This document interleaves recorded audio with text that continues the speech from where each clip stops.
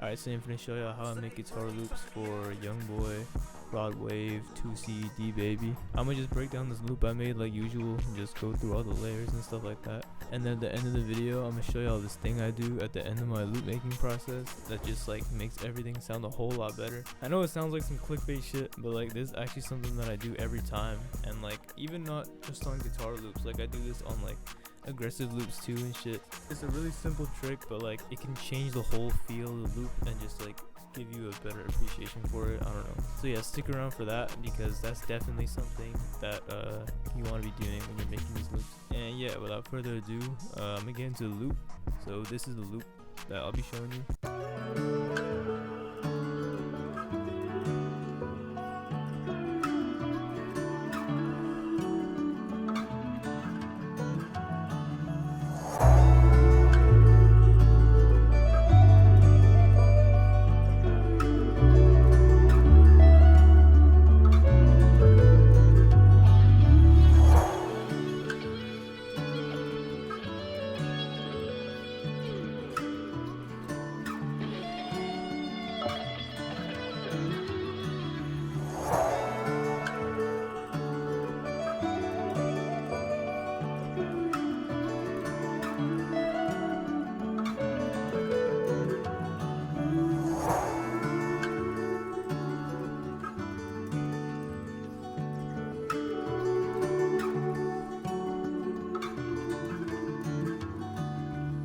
Alright, so let's get into this loop now. So the first stem that I recorded was this.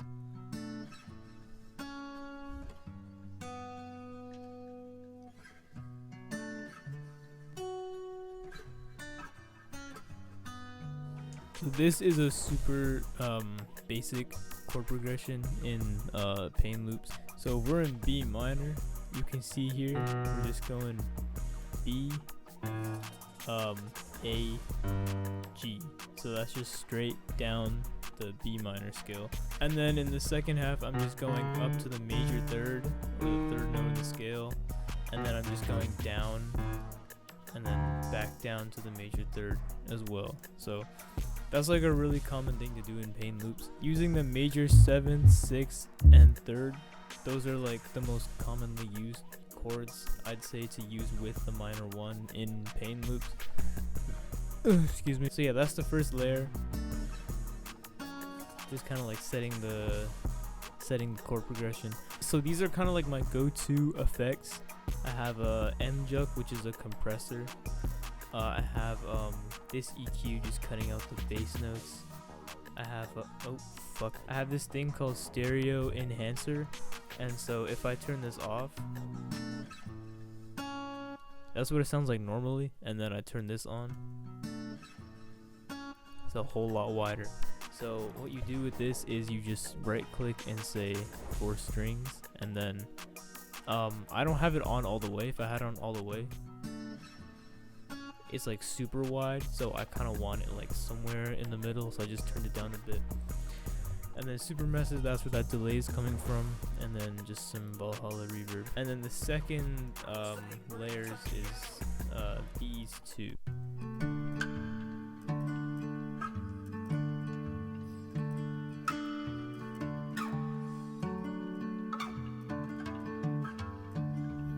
So this part, so this loop's in B minor, right? So on like a B minor like bar chord on guitar, the part where you would have like your middle finger and then like the note right above that, that's what I'm playing here.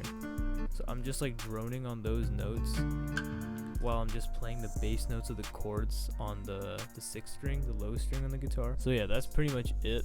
I like to have a layer like this where I'm just repeatedly playing like the same kind of melody notes over a chord progression. I feel like that's just like generally a very nice sound. I got pretty much the same effects on these layers. I think the only thing I did differently was on this one, I had to do quite a bit of surgical EQing to get the pick noise out. So if I take this off, it's very subtle, but you can hear like the high like frequencies of the picking. And if I turn this on,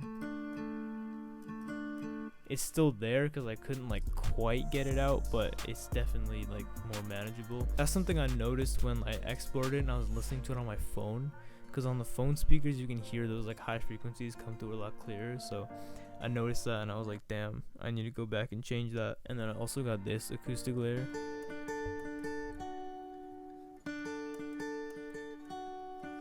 So this is so this part is also just based off B minor bar chord. It's like the same shape, except I'm playing 3 on the 2nd string and then 2 on the 1st string, and then I'm adding my pinky here on the 5th string. So I'm alternating between these 2 strings, but on the last note of the pattern, instead of picking the 5 on the 1st string, I picked the 2 on the low E string, or the high E string, sorry. So yeah, that's that part. Sorry if that was a bit of a janky explanation. All I got on that, same shit, EQ, reverb, MJuck, and then flangus. I don't know how much this actually does. It's really not that much. So yeah, the only acoustic layer left is this like lead, I guess.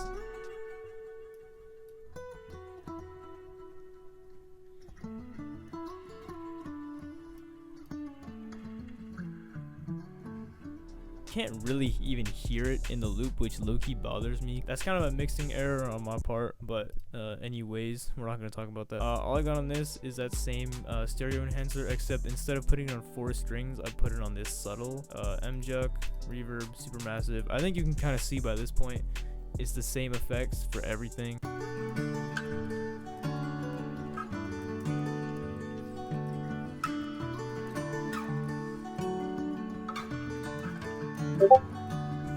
So it's a pretty solid foundation for the loop. So I got this electric lead.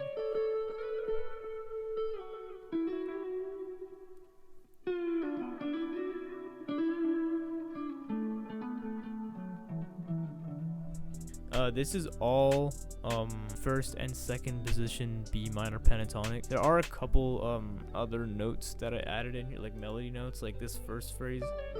But yeah, it's all based off of just the basic pentatonic shapes, and then you can find all the other melody notes from that. And then you can just see I panned it off a bit because I have another lead and I don't really want them both in the same spot. So then I got this other lead.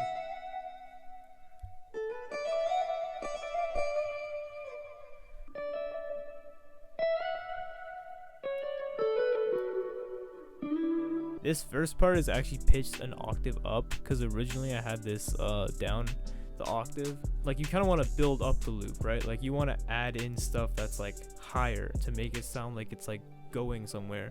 But when I brought in something lower, it just kind of felt like the loop wasn't like building at all. So I just put this up the octave to like give it like the sense of like I'm actually adding something new, and it worked. Like, it actually made it sound better. And then I got this high gain lead.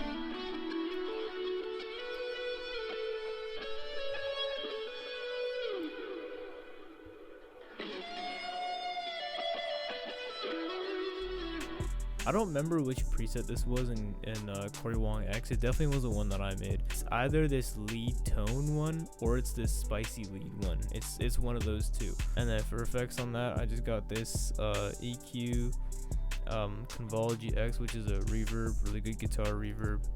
Flanger. This EQ just bringing out the tone a lot more without it. It's a lot more dull. There you go. Just brightens it up a lot. Only other things left is just this ambient thing. I've shown this in my other guitar loop video. I use this in a lot of guitar loops just because it just like adds a really nice like ambience. I don't know. Then just this bass line.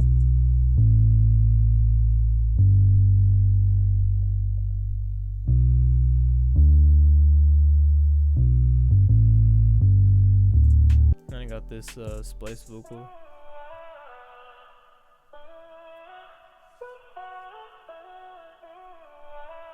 So that's the entire loop. I hope I did a decent job in like breaking down everything individually. I'm gonna play this loop one more time.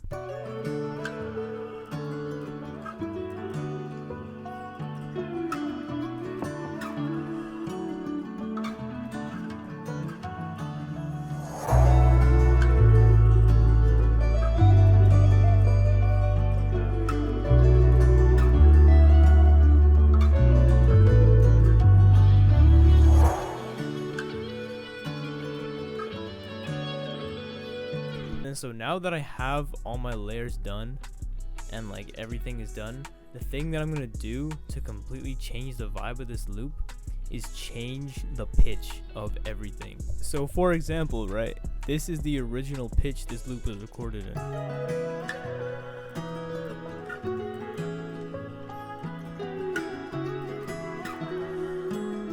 It sounds good, right? It sounds fine, but if we just go through and bring everything down by 200 to B minor and just listen, it's just so much better. Yeah,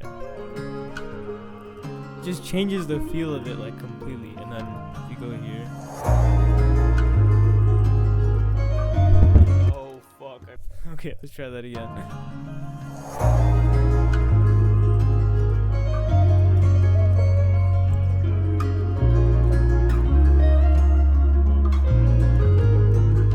So yeah, that's the thing I was talking about, that when I said like it makes everything sound different, like because every key has its own feel, right? So if you change the key, you're kind of changing like a lot of like feel elements about the loop. So yeah, I hope I didn't like hype that shit up too much just to tell you to like pitch shit down. So yeah, that's kind of all I got for y'all in this video. I appreciate y'all for watching.